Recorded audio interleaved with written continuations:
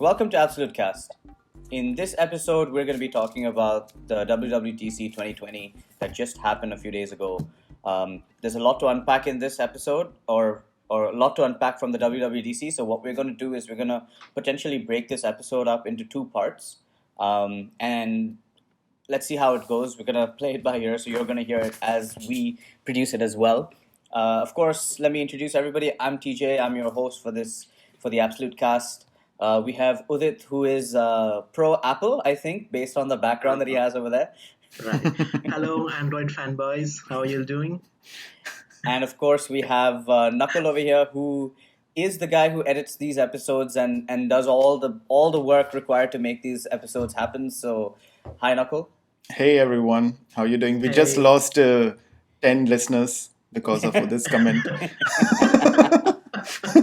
Yeah, this isn't gonna be like a pro Apple or an anti Apple episode, even though there is a third of the screen being overcome here by Android. But the idea over here is obviously we want to discuss everything that happened at WWDC. So let me start things off by talking about just the event in general. I mean, obviously, this is probably the most unique WWDC out of everything we've ever seen because there's always been a crowd. It's always been a set stage. It's never been a variable stage like the way they went about doing it. And I think they did a phenomenal job in terms of production. Obviously, it's a pre-recorded keynote, and I don't know how you guys are watching it. So I was watching it on Safari. And okay, I was on my MacBook, and I was streaming MacBook, it. I was streaming it onto Apple TV on one of my TVs, so I could watch it there. And as soon as the keynote ended, it was ready for a replay, which hasn't ever happened before. Nice.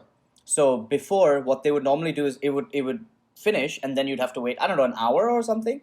Before it used to be a day, and then they slowly sort of brought the time shorter. So now it was just you're ready to repeat it, which is an interesting thing. I think that's one of the benefits of having a pre-recorded episode, which is cool. The other thing I liked about it was I really liked the transition. Sometimes, they can be a bit on the cheesier side, but I think overall they did a phenomenal job with the production quality, taking you for a tour around the Apple campus. Their massive, I don't know how much did they spend, $1 billion campus, So it's beautiful. I think it was really nice. They showed these giant, what do you want to call it, rooms or whatever you want to call them. And of course, you did see the Apple stage as well. So it was a good mix. You got to go down into the engineering labs and you got to go to the UI labs. And I think the production was phenomenal. I watched a few launches which were live. And I've watched in the past a few which have been pre-recorded, and nothing has compared to the production value of just this keynote. I think the latest one was when BMW, I think they introduced their new model. They did, I saw a live video on Instagram. Okay. And it was not that great. I mean, compared to that, actually for the WWDC, I was expecting everything I was expecting a live keynote actually. Yeah. Oh, okay. Yeah. Yeah, but I didn't realize that they can always pre-record it and show it to us. Yes. Yeah. In fact, to be honest, even I was thinking of a live keynote. I don't know, Udit, what were your expectations? No, I don't think I was expecting a live. Would have been a recorded one. Right. Okay. So right after Apple's keynote, the next day was Acer's keynote, and Acer's keynote was a live one. Did you watch that, Udit? Parts of it. So the voting and stuff they did live, right? Right. So they did some part. They did the whole voting thing. Actually, voting wasn't live per se. They just put a last 1 minute countdown timer live.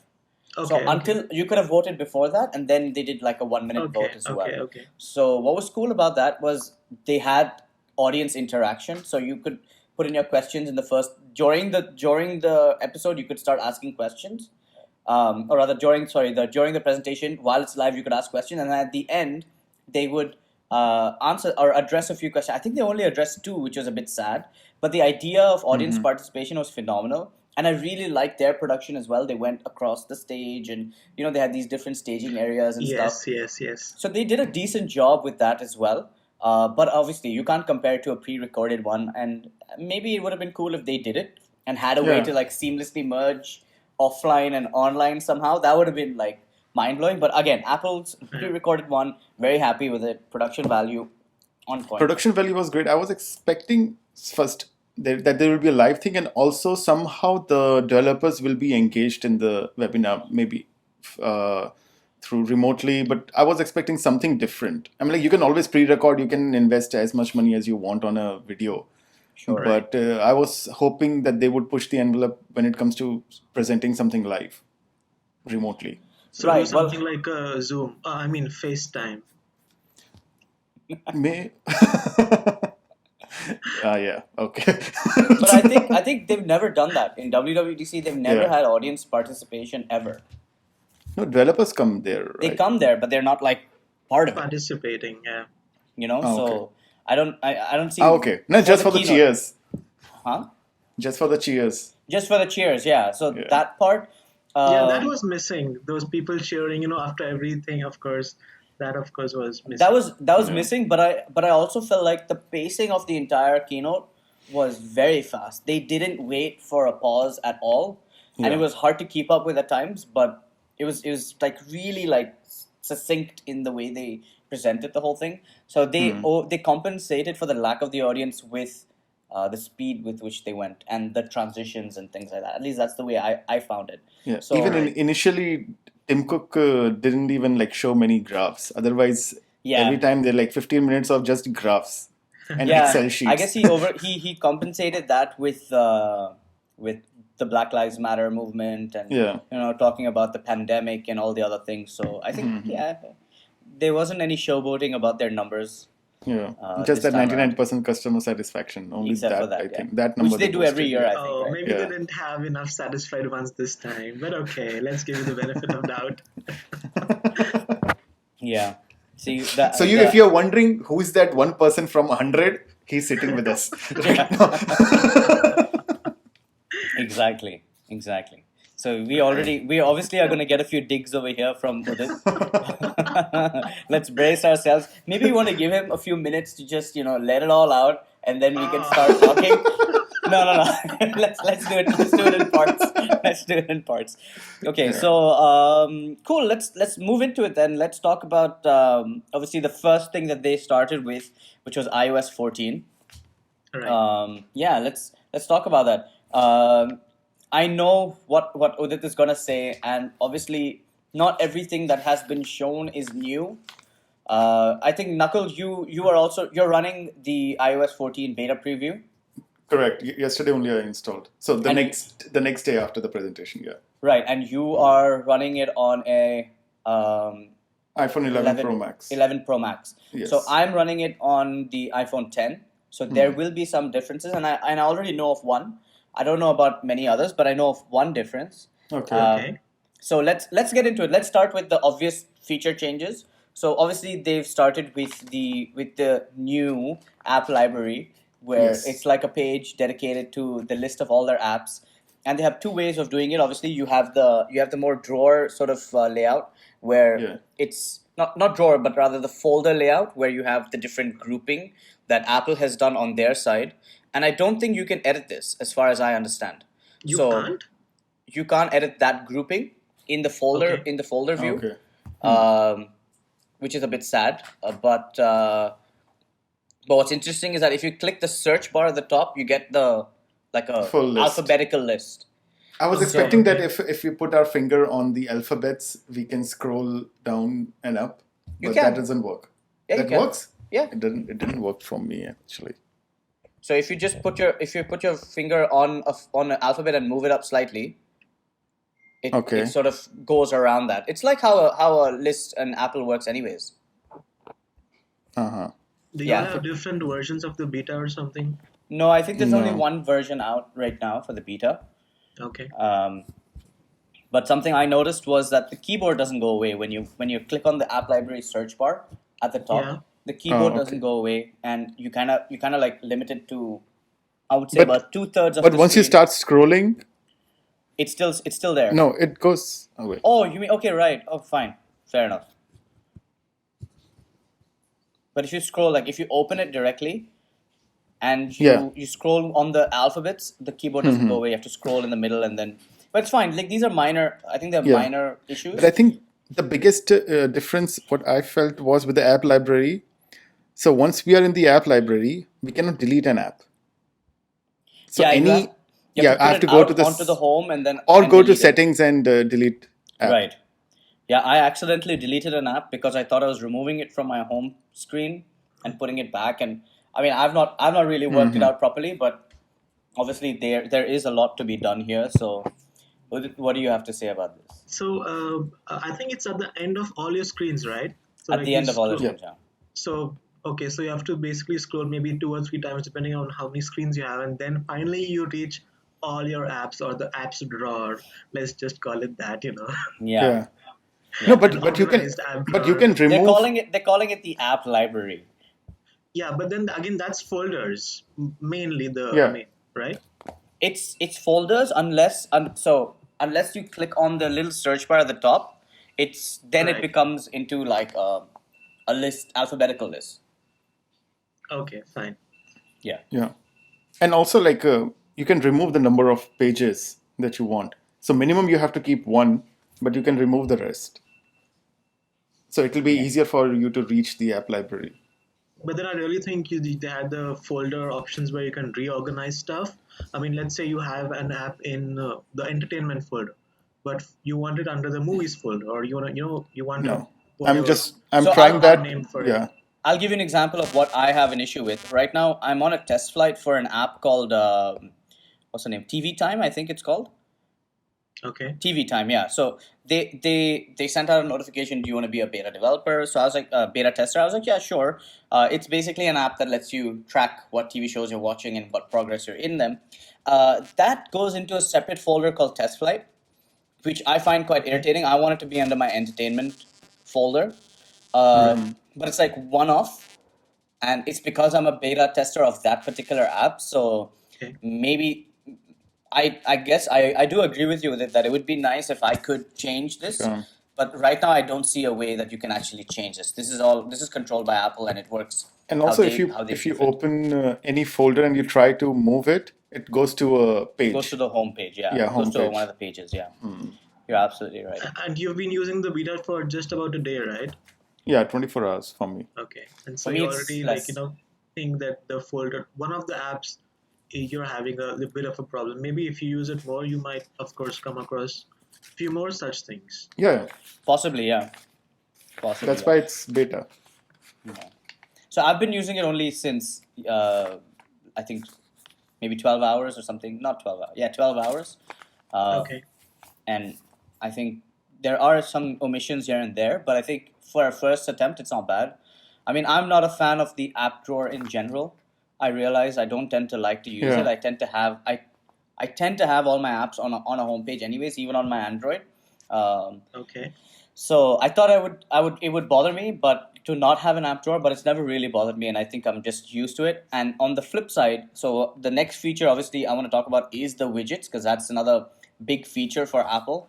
It's something that's sort of been coming over time, and it's sort of they've been hinting at it being on the iPhone homepage. But for me, as a person who's been on Android as well as iOS, I don't use widgets on Android at all, which is except Okay. for one widget, which is the weather and time widget. Okay. And sadly, that's one widget which isn't even there on the iOS 14 beta. So Wow. you have a separate one for I think weather, Weather. and then you have a separate one for the calendar. But there's no real time widget that I can Okay. see. So I find that to be a bit of an oversight. But I don't know. I don't really care for widgets in general. Yeah. Even on Android, I used to keep the time and date, time and weather, and music Music, widget. okay. Yeah. And if I'm like in podcast, so Yeah. anything to do with the Right. multimedia, and also for Google Books, I'm like, I just listed 5 widgets. Okay. Yeah. I thought I would use widgets for emails. By the way, that widget doesn't exist on iOS 14 as well. So But I what thought widgets exist on iOS 14? so you have like the calendar, you have your fitness, you have the weather. I think you have podcasts is one. Okay. What else do we have here?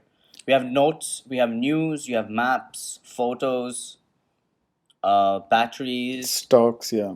stocks, Okay. reminders. There are a few. I wouldn't say it's that great, but at the end of the day, it's not.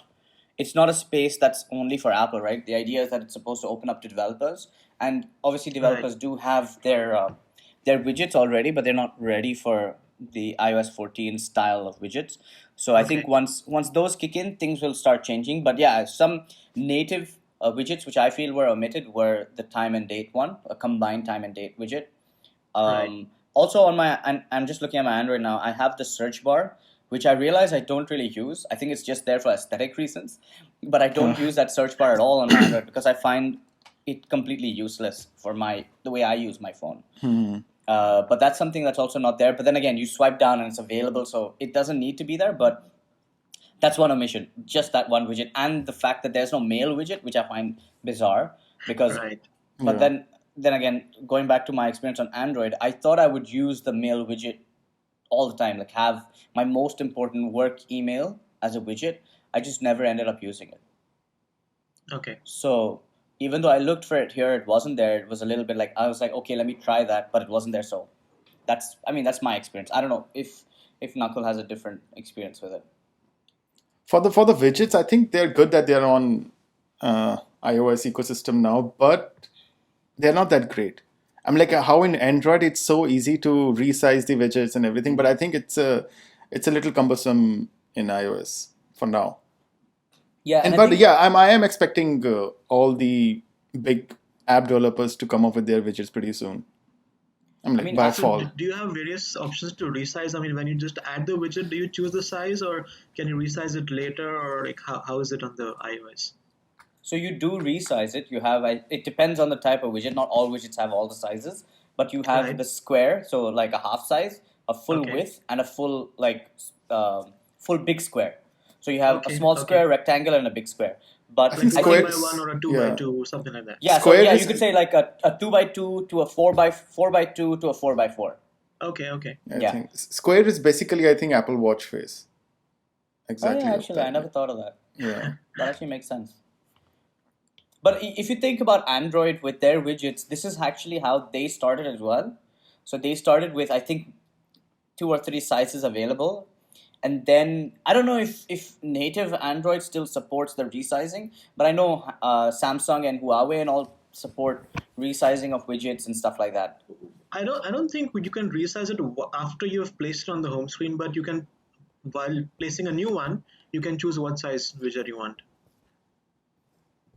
No, so on my Huawei, if I press and I hold the widget, it gives me the option to now resize it. It does. So that's something I think, I'm not sure. I think the widgets over here don't allow you to do that. Okay. So if you tap and hold it, it'll just tell you want to edit the homepage, and once you do, you can only delete it or add another one. So you have to probably delete this one and then add another one with the bigger size or whatever it may be. Okay. But one of the widgets which I find really nice is the Stax widget. Yeah. Which is pretty cool, which I think that is the one that I'm probably going to end up using the most. And so Apple has the Stack widget by default, which they give you like a bunch of different widgets that are stacked together in a rectangular format. I think you can also make it a square format if I'm not mistaken, but that's what they've given you. And you can change what are stacked. So you can create a stack by yourself by just dragging one on top of the other. Or you can go into the existing stack and then remove or reorder and things like that. So, I mean, for me, that's I think just to show that, so this is one of the stack. So if I can... Oh, okay, scrolling. So, okay. So that way is good. And let me add to that then. So when you tap and hold it, you get like the list of all the various things that are stacked. And then you can even reorder them. Okay, cool. And then if you wanna swipe on it, then you can delete them. Delete it. Yeah. Okay. So for me, like I wouldn't put my notes in a stack. I don't understand why I would do that. And my photos also, I don't tend to do it because I don't use my phone as much for photos anymore. I used to, but I don't anymore. So I'll probably end up using it more for weather, calendar, news, and maybe podcasts. Right. So Apple also had the widgets in the notification, or the today they used to call it, right? It's still there. It's still there. Yeah. It's still there. And I mean, the older app developers, they're all there. So one thing that I visually saw, I don't know, Nakul, if you notice this, the Apple widgets which can be put on the homepage, they're a little narrower than the older widgets. So if you scroll down, go to the home screen and scroll down a bit till you reach the end. I think the last one will be the stock or the clock widget or something. And if you go further below that, so I have, for example, I have Google Assistant. So you can see the difference. This is the end of Apple's widgets, and then this is the widget. Okay. Yeah. I can see that it the now. width is a little more. So Yeah, I can I guess see it that's now. one visual way you can differentiate between something that's on only the home and something that's Right. available on the home screen. But I as think well. So eventually the like Google Assistant, or in my case, I have a holiday camera app as a widget. So they'll come eventually, onto I think the home. Yeah. they'll resize everything to match the widget. Yeah, actually, it might Apple, happen. yeah. It might Yeah. happen. Yeah, you're right. You're right. It's interesting. I mean, I know it's not a new feature, which I know Udit is itching to say. But I mean, for me, for Apple. it's new for Apple. Yeah, it's new I for think Apple. my favorite implementation of, I want to say widgets, but actually it's not really widgets, but my favorite implementation has by far still been Windows. Windows used to have the homepage which had tiles. Okay, Yeah, tiles. tiles, Yeah. yes. And I absolutely loved it. The problem with tiles was that they were not really interactive. You couldn't interact with elements of it.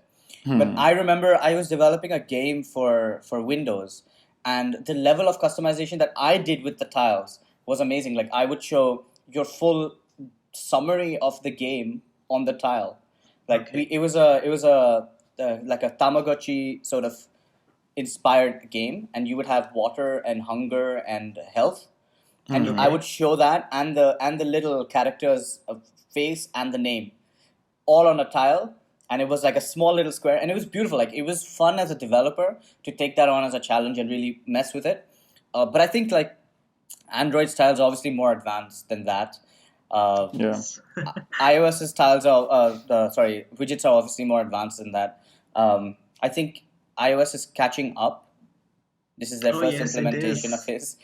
Yeah, it's catching up, which is interesting. It's a bold move, I think, because it is a copy. It is very much a copy. Right. So they've given it their Apple twist with the little stacked view, which I think is fine. Yeah. Okay. Next feature, which I like, is go ahead. PIP. Picture in picture. Yeah. Yeah. So I thought that will work on only browsers, but it works on Netflix as well. Okay. Yeah. I didn't try Netflix, Yeah. but I tried YouTube on Safari. But it And doesn't. Okay. YouTube, it works? yeah, it works. Not on you YouTube. you maximize the video, and then you just swipe up, and it's a picture. I didn't maximize it. Oh wow, enough. that's nice. It's really nice. So I was just to try it out. I opened a video on YouTube, and then in the middle I realized I wanted to send someone a message, and I naturally just swiped up, and the video continued, Yeah. which in the past would have stopped playing, but it was like a fun. I was like, holy shit! I've been missing this feature, and I didn't even know. Yeah. And it just worked. It just worked, which was amazing. Though I had a crash right after that because obviously this is beta software. But it was funny that once the video finished, like it ended, I think maybe picture has a bug where it doesn't close properly, but my phone crashed and then it sort of refreshed. So that was a funny crash that I experienced. But I was thoroughly I didn't even know I honestly I'd never cared for picture in picture. My phone screen is already so small that I'm like, why would I want to do this? But in a scenario where I actually happened to just need it without realizing it saved my ass. So I was pretty happy with that. Yeah. So it's like having YouTube Premium without paying for Premium. But not on the YouTube app. Oh, So you were on Safari. YouTube. I was on Safari, yes. Okay, so not on the YouTube app. So I tried it on the YouTube app and it just minimizes it. Okay. So I tried. It works only for videos, right? You can't have another part of another app showing as a picture in picture. No. So not like how Samsung does multitasking. I don't know if Android does that natively. Yeah, it introduced picture in picture. I think in one of the updates. I don't remember which one right did they now. do picture in picture for apps? picture-in-picture for apps, I'm not 100% sure. I think in my phone is a little older, obviously, because it's not updated to the latest version. But I can only do split screen. I Okay, can't do so picture in picture in mine, but I can do split screen. So now I have like the whole. I have a screen that shows like I've got my text messages on the top, but I can actually right, scroll around with the rest of the phone sort of at the bottom screen. And yeah, right, you can resize this to whatever size you want, yeah, which is right, something you right. can't do yet on iPhone. iOS. But I've Yeah. never really used this feature. I can tell you that I think I've Y- only used it by mistake, or now Right, to demo it to you. That's it. right. Yeah, I would agree. Even I have used that feature very less. I mean, not that much. Yeah. Multiple apps, split screen, very less, not so Yeah, much. but I do see the appeal of video picture in picture, and I know I think Yes, Android Yeah. did it way before. yes. 2017 in Oreo. Okay, actually, let's take a step back. When did Android introduce widgets? The day So it I was started. trying to look that up. There was one answer by someone saying it was 2009. So, but then I'm not sure. It was not like a proper verified. I couldn't find that. Maybe it's been there forever since As Android. far as I remember, the first Android had a form of widgets. I think. Yeah, I remember since I'm using Android, been about 9 years, I think. So it's always been there. Yeah, because I remember that, okay, it may not have been open to developers, but I remember there being widgets, and that was like one of the only reason why I was considering Android at the time, and I was like, okay, maybe I should not get iOS because I do want that email widget, which Ah, after having used iOS and Android, I realized I don't really need. So it was like kind of a moot point for me. But okay. that was like way back. I think that was when I was getting my first iPhone, which was the 5S or 5. I was looking at it at the 5 at the time Okay. when the iPhone 5 came out. But then I took so long to decide the iPhone 5S came out and I got that instead. Oh, So yours was first iPhone was a 5S? my first iPhone was a. Mine was 4. I no, actually, you know what? I think I got a hand-me-down 4S. Okay, because mine was the 5S when I used to be an Apple fanboy. Yeah. So I Yes. remember having the 4S. Okay. And I had that for a while. So this isn't mine, but this is my special lady friend's iPhone 4S. So Okay. I'll show that to you. It'll, Hold on. She has it'll look cute. She has this. Yeah, it's really It's tiny. so So she cute. has this little case on it, which is where that's at. But I mean, I have the iPhone 5 here as well somewhere if I can find it. We can come back to it while I search Oh, for okay. this. I'm a Okay, fan of so- that squarish design. Yeah. Whenever I see that phone, it reminds me of the app Cycloramic. Yes, it does too for me. That app still exists, by the way. It does? Okay. Yeah, it's Sorry, guys, I'll changed. be back. The idea has been changed, but it definitely exists. Hold on. Oh, here we go. Oh no. Oh, that's not the one. That's an iPhone that's all fallen apart. So ignore that. Okay. Yeah, we should probably never air this episode Rinku, ever again because this is. निकल horrible. जाना आप What are we tension even मत लेना doing here? Mute Okay, I don't know where that is, but forget about it. थोड़ा मुंह ठीक कर But yeah, that's my favorite phone from Apple. I mean, in terms of design, it's the 4 onwards, so the 4 to the 6, not counting the 6, so the 4, 4S, 5, 5S. I like the 5 because it was a little bigger than the 4. I think that was really cool, but the weight of the 5 was obviously much lighter, which made it's if you hold it now, it feels like a toy, which is really I'm bizarre. sure. Right. But the design, that squarish design, absolutely. I mean, it's still to me is so good looking compared to the phones that we have out right now in the market. I think that's still the best looking phone. Right. Yeah. But yeah, Cycloramic, they do something else now. I think they do VR or AR or something like that. Oh, okay. Yeah. So picture in picture, yeah, I agree. It's a great feature. I think for videos, I think it's a perfect minimal use case. I think that's the perfect case for it. I don't know if on an iPad, I know they have the little app screens that pop up and stuff like that, but I don't think it really matters on iOS. I think video is as much as they need to use it for. Right.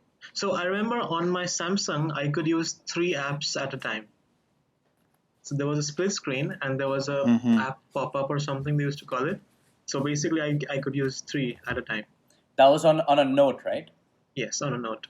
And I think the Note's screen is about the same size as the Pro Max.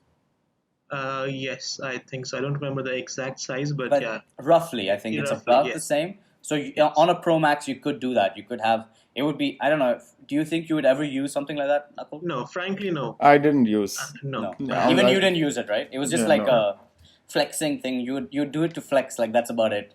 Yeah, perhaps. Can you do this? That's it.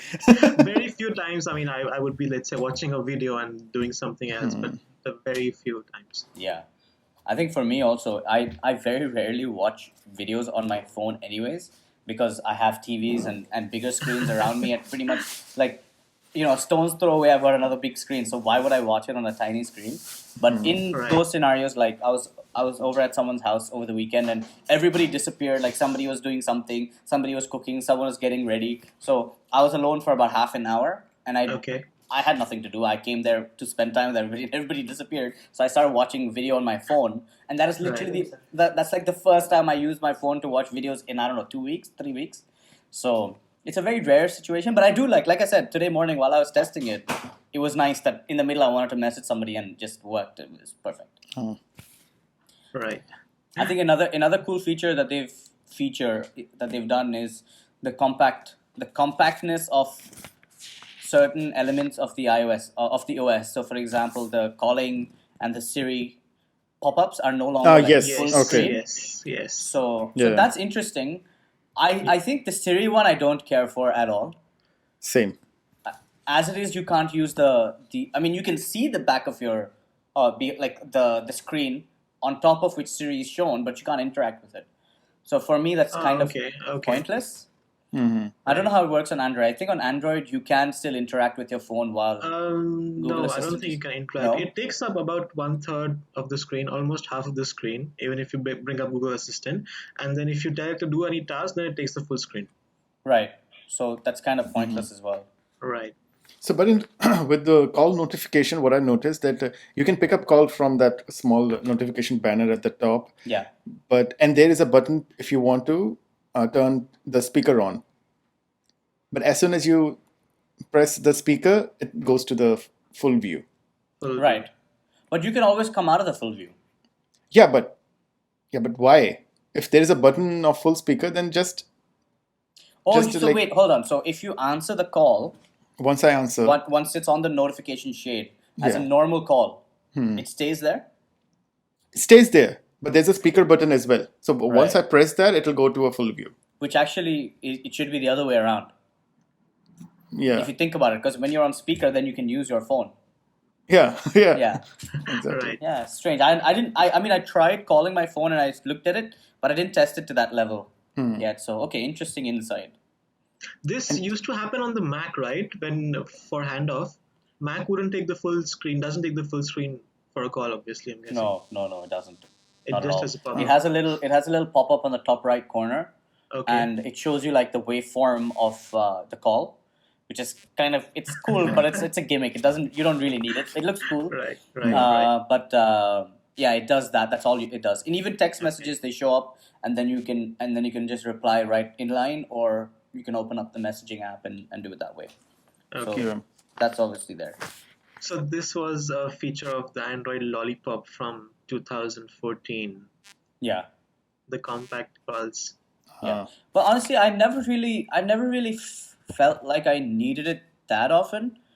Even though there have been times when I'm working on something and then I'm just about to do something and a call comes in, and I've canceled the call just because that's where I was about to press something. Yes. True, that has happened. But then on the flip side, that has also happened with notifications where I was about to press something on the top of my phone and then a notification pops up and my email opens instead. Oh, and I'm like, what the hell this is not what I wanted to do, But I mean, these are like small issues. They never really bothered me, but hey, I'm really happy with this. I think it's a great feature. I think Android did a good job with adding that earlier on.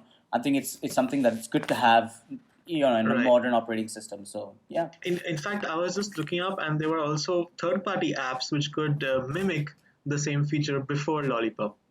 So just okay. when maybe it was announced, maybe a few months before that, when before people actually got it, they could still download an app and do a compact view of the incoming call. Yeah, that is definitely an advantage of Android over iOS. Yeah. That if Yes. the OS itself doesn't do it, you can Right. find another app, and it's easier to root the device and all that kind of stuff. True. But true. there's a trade-off of privacy and security with that, and I mean it depends on, it's a personal preference. Some people don't care about that much as much. I tend to not care that much about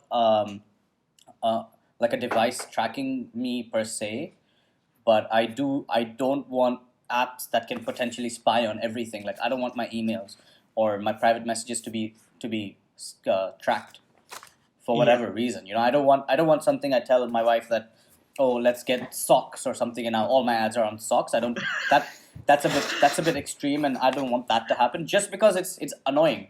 I don't want to Yes. be influenced Yeah. all the time. But then again, now in Android, since I think 2 years or since the Android 9 update or 8, you can choose what permissions to give for the app. I mean, earlier you had to give all permissions. It was either accept all or no, but now you can Right. choose what permissions to give. But it's not only that. I think Android has also added the secured or verified by Android feature where they scan through the app and they ensure that it's a safe app, and it gets that little check mark that it's been scanned and verified by Google for your app. So that level of security is what I was talking about, and Android has brought that. But with Android you get the option of obviously like Cool. potentially not Yeah. overcoming that and using rooted apps and apps with any kind of True, permission. true, So you get in that way. I think the modern Android has bit of both, and you can choose Right. to be on the Yes. caution side, or you can choose to live on the True, wild true, side true. and do whatever the hell you want. Yes, So, true. yeah, I think it's fine. I think that's fine. Yeah. So there is one feature I wanted to talk about that I discovered in accessibility. Okay. So let me. Is that the double tap? Yes, you So- already figured. so So like that's- if I double tap, I can choose whatever I want. So right now for double tap, I've opened Control Center, and if I triple tap, it'll open the notifications, and it works with the case as well. That's awesome. Right, so I guess Okay. that's a gyroscopic thing. And what really pisses me off about that feature, it's not there for the iPhone 10. It's not there. No. Oh. Wait, so where did you double tap? Just On the behind back. the phone? On the back of Yeah, your on phone, the you back. just double tap it, Okay. and based on the Wow. yeah, so it's like for me, it's Apple's innovation, how Google implemented the force press on the screen. Right. You know, so they detect the level of flatness from your finger, Right. and that's how you can determine if it's a force press without adding an extra layer of actual pressure sensitivity, which Right. Google implemented. I think it's a phenomenal idea. And now Apple's implemented a double tap without having any touch sensitivity on the back, which That's honestly, nice. That's really good. yeah, it's good, but why the hell don't I have it?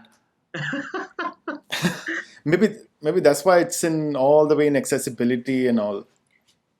But still, I'm sure it just uses gyroscopes of some level, and it's not there. What could be the reason? I don't know. So that's one of the features which I was telling you that iPhone 10 has and iPhone 11 Pro doesn't have. So what's the problem that you're facing with it? What's the issue that you're having? The issue that I'm having is if I keep it on my table, depending on how I keep it, if it bounces like once or twice, Oh, the respective thing will open. that's Can interesting. you bang your phone thrice, like really hard, and No, open it? even if I just place it. He's trying to make you destroy your phone. Okay. But I have a cover. He has it Okay. covered. Yeah, I have it covered. I got that. But is there any limitations to what you can use with the double tap and triple tap? No, so okay, wait. I'll tell you what all I can do if I go. I'm asking and you because I touch. know of a workaround limitations on the double tap and triple tap feature. So with the double tap, it also works with triple tap. I can do app switcher, home, lock screen, mute, notification center, reachability, screenshot. Screenshot is good. I mean, but it'll take 1,000 screenshots in a day. No, I don't want that. Shake. Every time you keep your phone down, it takes a screenshot. Yeah. And then there's a shake, Siri, spotlight, volume up, volume down. Right. So Shake. you don't have. What is fake? What do you mean fake? Shake. No. Shake. I Oh. think to change music, that No, Apple. shake to undo and things like that. So you can choose what shake does in your accessibilities. Okay, But so, for example, you don't have things like opening up camera. You don't have things like opening up Google Assistant, but you can get a workaround with that by using Siri. Siri shortcuts, exactly. Shortcuts, so you can run a specific Siri shortcut, and then when you double tap, it'll run that shortcut and open whatever, Google Assistant, your camera. Yeah. I don't know, send a message to your wife. Oh, I tapped that. I don't know. Like, I'll have to message. She just left. I saw. But yeah. So if you just program it to let's say message your wife, I love you. So every time you keep your phone down, knuckle, it sends a message. That's smart. That's smart. Smart. Or just like every time you put it down, I'm sorry. So I'm sorry for being there in your life. And you're having a fight with your wife or girlfriend, so you just like bang your phone. I don't want to talk to her. Like, sorry. Oh damn, I didn't mean to. You're so considerate. Yeah. Exactly. So when you spoke about tapping on the back, I just remembered some of the Android phones. They obviously don't have this feature, but then phones which have the fingerprint scanner at the back, you can scroll on those and they bring up the notification panel, something like that. So that's there. Yeah. And while you're also talking about shortcuts, tapping them to, you can't open apps and stuff. That's what you said, right? By tapping. Not natively, not right you have now, to but use Siri shortcuts to do it. Yeah. Okay, so some phones, Android phones, you could tap on the screen when it's off, and to bring up certain apps. Or even you can do the gestures like a V, a O, M, and all that. Those are cool. I remember using for the most part, I would use it to open a camera or to open the flashlight. Right. Those are like the two most common shortcuts that I would use. Yes. But I like the idea of the fingerprint sensor doing things. Like, I think if you make the fingerprint sensor a little bigger, yeah. And then you can make it into like a trackpad, Yes, of course. So a big example of that would be BlackBerry's keyboard, how they made it into like a trackpad. Right. Which was amazing as a concept, but I mean, they had the fingerprint on the space bar at that point, but the whole trackpad was like you could make it into a mouse scroller, which I thought was phenomenal, and it worked beautifully. So I think if phones started using a bigger trackpad at the back, because the phone has a lot of space there, right? I'm sure they can implement it even with wireless charging. But if they do that and make it into a trackpad and you can like scroll around, that would be kind of cool. It would be a nice feature to have. Definitely. True. Cool. So let's move on to what I think is. I'm not really that excited about this feature because over here we don't use messages, but messages has got a bunch of updates. And I know Udit's going to say something, but I want to ask you this: the comments that you're going to make, are they for an app built by Android, as in Google? No. In fact, that's what I was thinking. I mean, there are so many apps that I don't need to have from Google as long as I have an app which does that. So I don't need an app by Google which can do that. Sure. So for me, messages has met WhatsApp now. That's what it's done for me. But I would still not use messages because everybody's on WhatsApp. True. Of course. And WhatsApp is agnostic to what phone you're using and what operating system you're using. So exactly. True. So a lot of these, like pin conversations, great. Group photos, great. Mentions, amazing. Inline replies, phenomenal. Those 4 things already exist on WhatsApp. Sure, Apple has done a much better implementation of pinned chats. I really like the little chat bubbles on the top, and it's better than WhatsApp because WhatsApp's lists, like the top 3 become, it's sort of like, now those are stuck. And it takes up a big chunk of your top part, but these become chat bubbles, so it takes up less space. Okay. So I like that, and I even like if someone messages you who's pinned, the little chat bubble shows above their icon with the message. Okay. Beautiful implementation. Visually speaking, absolutely stunning. But I still think I won't end up using it. I mean, I have 2 people on iMessage that I chat with. and one is my wife and one is Knuckle. Like and Knuckle was only to test. And my wife, I don't talk to her on that at all. I have her pinned on WhatsApp, and that's what I do. This reminds me of our podcast of the messaging apps where Knuckle had just one friend. So now Knuckle can pin the one person on his messages app. In fact, this tagging feature was there in Telegram much before WhatsApp. Yeah, so Telegram has been pretty much on the forefront for new features and a lot of implementations, and even their desktop app is phenomenal, which I think WhatsApp is hinting towards doing soon. Sorry? Mm-hmm. WhatsApp, I think, is going cloud. Okay. Going to the cloud. I have a feeling. I There was some highly rumor doubt. about it. I highly doubt.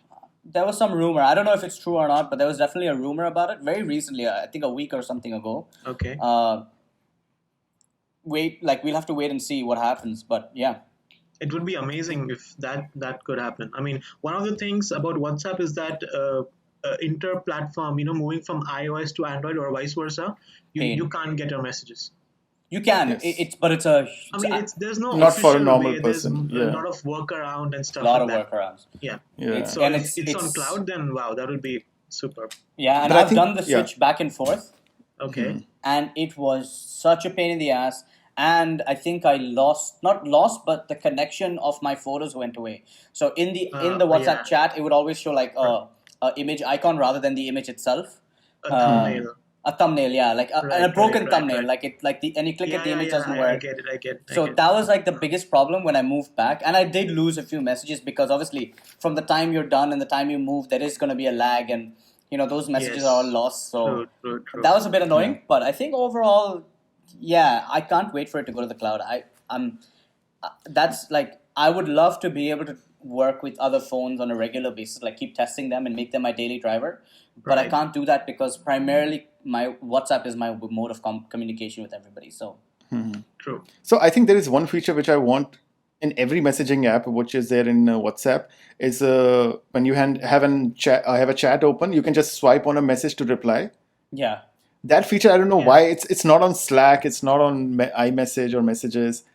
On Slack, on Slack it's really irritating actually. So that's why I don't. On iMessages, you have to long press and then reply. Yeah. So in Slack, it's not a reply ever. It's a thread. Yeah. So, but it's because inline their concept replies. is not a chat. It's not a casual chat. So their idea is that in a chat screen, you put out topics and then you start a thread for that topic, and then you discuss all of that in there. So, but you can reply sort of by doing a forward in Slack, which is the most bizarre way to do it. But if you forward the message within the same chat, it'll show up, like the message will show up and then your comment will show up, it doesn't make sense, but that's one way to do it. And it's not like what you're saying. You can't swipe and just use it. Okay. And yeah, like you're saying, I just tried it out. I didn't think of trying that, but yeah, it doesn't have that. Telegram, it happens, of course. Yeah. Telegram that feature should be in every. Also, in iMessages, while I was just reading through the WWDC updates, so it shows it as a thread, is it? When you reply to a message. Yeah, it sort of shows it like a thread, and so visually it looks there's really a feature of just viewing that particular thread if you want to. As far as I know, no. Let me try it. Okay, because in WhatsApp, it doesn't necessarily show it as a thread per se. You can just see one message to which you have replied. So it actually, for example, it doesn't work like that. Yeah. You have the little reply. This is the message, and I replied to it, even though the actual message is somewhere up here. Right. And it says that one reply on it, but my message came. I did it a little lower, so you can see the original message sort of grayed out here. But if I click on it, it sort of focuses on just that particular thread. So now I'm on that thread. It's really nice. This implementation is very nice. This feature, I think, was really nice design-wise, what Apple has done to see that thread. And I think another little bit is that for a group, if there are multiple icons of like people, the ones who are the most active, it makes those icons bigger, right? Yeah, that's what I read. That's the idea. I mean, I've not tried group chats. Maybe Knuckle and I can try it, and then we can see. But I've not tried that. Right. Okay. We can get few other people. Yeah, we can try. Yeah. I'll have to really like. Yeah, almost all my friends are on iPhone, except for one. Uh-huh. I have The a few. only one who had on Telegram, right? That one? So I do have a few people on iPhone, but nobody uses messages. Right. Yeah. So I have a feeling that it's going to be a tough sell to test it with them. But yeah, I don't mind trying that out. Cool. So let's move on to maps. For me, this is the most pointless update because That's actually exactly what I was going to ask. How much of it works in Dubai? Like. I don't think any of it works. Oh. Because it's so the features are cycling directions, Right. EV routing, and guides. So I don't know about guides, but the other two are based off of turn by turn, which by itself doesn't work in UV. Right. Yeah. Of course. So it's one of the things that upsets me the most about iOS because, okay, I was having a conversation about this with somebody on Twitter, and they said that it's got to do with licensing. Okay, personally, I don't understand what map licensing has got to do with turn by turn because obviously they have the licenses to show UAE maps. Right. I don't know what kind of next license that you would need to show turn by turn, but how can someone like Google Maps or even here by Nokia have it? And smaller map providers have it, and a company that's $1 trillion cannot have that license. I don't understand that, and it's not a justification for me. I think I'm ready to accept that it's a licensing problem, but why can't they get that license? Why can't they spend some time and get worldwide navigation before they add cycling directions, before they add EV routing? Why don't they spend some time on that? It's a big problem for me because I'm paying a premium for an iPhone over here, and I get less features from theirs. But I mean, and I think what really pisses me off over and above that is that I can't change the map app, which I don't know if I still can, because I know that you can change the browser and the mail app, but you can't change the map app. The other two work. The other two work 100% here. So I'm managing with those two without making them not the default app. But here, if I want to get to Google Maps, I have to first open it in Apple Maps and then open it in Google Maps, which is such a bizarre user experience because I can't navigate. So let's say I send you a location on WhatsApp. Yeah. It opens only in Apple Maps by default? So it opens an Apple Map sort of modal pop-up type of thing, and then it shows you a little icon which you have to click, and then it tells you which map do you really want to open it on or navigate on. Yeah. Which so for that reason, I've uninstalled the maps from my phone. Yeah. Yeah. It doesn't make any sense. I had done that as well, and then something broke, and it didn't work, so I had to reinstall it so that at least I would be able to eventually get to Google Maps, because at the end of the day, the biggest feature of maps is turn-by-turn directions. I don't think cycle directions is more important than turn-by-turn directions. I don't think EV routing is more important than turn-by-turn direction. You know why? Because EV cars give you that feature. Yeah, true. You can't tell me that your only way to find a charging point is through your map application when your car tells you where to go. Exactly. So this is something that I genuinely I'm seething about it, because still I don't know when did they introduce maps? It's still not come here. Yeah. It's too long. It's too long of a time. You remember when they launched Apple Maps? Oh my god. So like Google Maps were not available on iPhones then. For 1 year, for right. 1 year, that's right. That was horrible. Like, that was ridiculous. Yeah. So what would iPhone users do then? They were using Apple Maps only, and the next they year, would run around and walk into a pier, like walk off the pier. Bad decision. I haven't tried guides. I don't know, Knuckle, have you tried guides? Does it work for us? I don't know. I don't know. So like I feel like I didn't care about maps. So in the notes also I wrote, too bad it's not here. That's it. Yeah, right. I didn't write anything else. What the hell? Like, it's ridiculous. So guides are by a particular brand's recommendations, right, for places? I don't know. I think it's like Google Trips. Apple Maps editors. Google Trips, people do, like individuals, but these are like verified brands who make a list of things to do. So from the keynote, I remember they mentioned that you can create your own guide. Okay, but here on the website, they say Apple Map editors have worked with trusted brands and partners to offer guides for great places around the world to eat, shop, and explore. So you can save guides, and they automatically update when new places are added.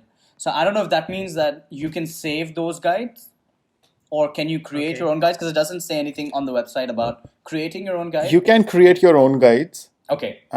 I did that just right now. I created a guide named Dubai. Okay. So I'll just wait for it to like generate results.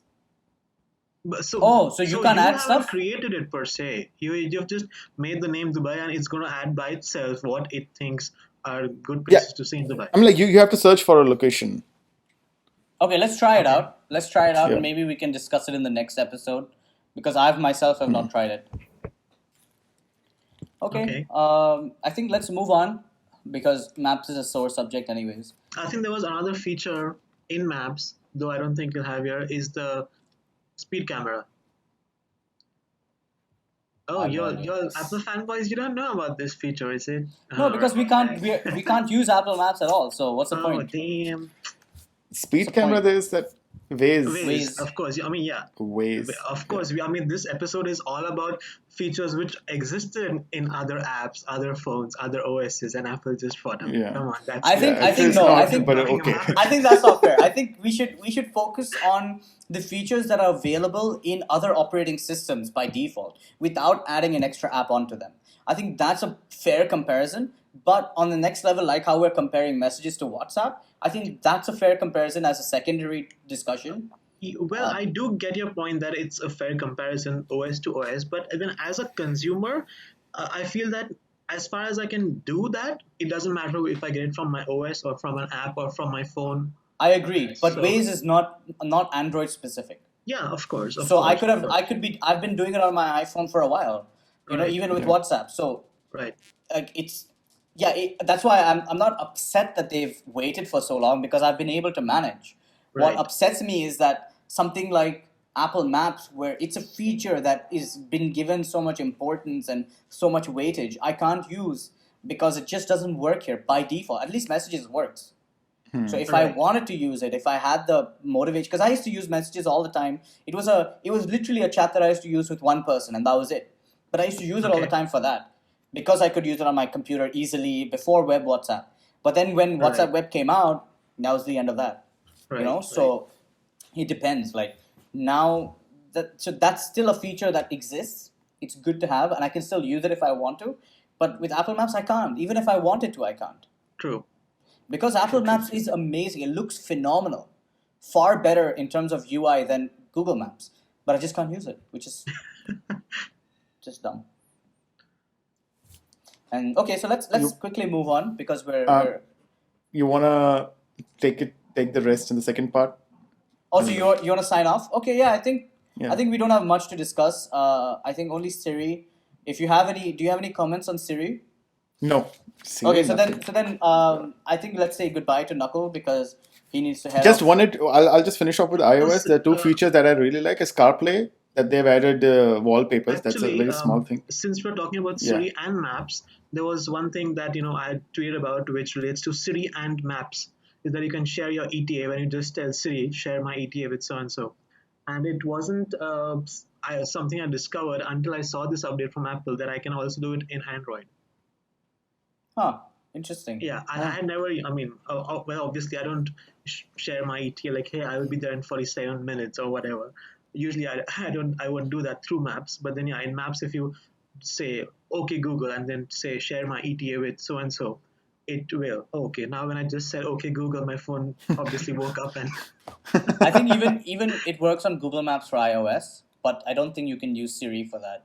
So you have to send it by a message or whatever. Yeah. Or through WhatsApp or whatever. Of course, I can imagine. Yeah. All right. So I tell you what. Let's end the episode now. Okay. And let's take it on to the next episode. Obviously, this is not going to be a 2-part. It's probably going to be a 3 or 4-part series. So we'll catch up again on episode 2, which we will be recording later today itself. Yes. So yeah, let's sign off for now. And we'll catch everybody on the next episode. So Knuckle, if you want to sign off. Yeah. So this was our take on iOS, I would say, and we'll continue this in the later episode. So okay, Udit, if you want to say anything. Okay, we'll just see more features that Apple has just brought in now. Right. So obviously, this was not our complete take on iOS 14. We're gonna there's just a couple of things left, so we'll catch up on that in the next episode, Yes. and we'll try to discuss iPad OS as well and all the other features. So let's catch up on the next episode, and we'll see you guys soon. Peace. Bye bye.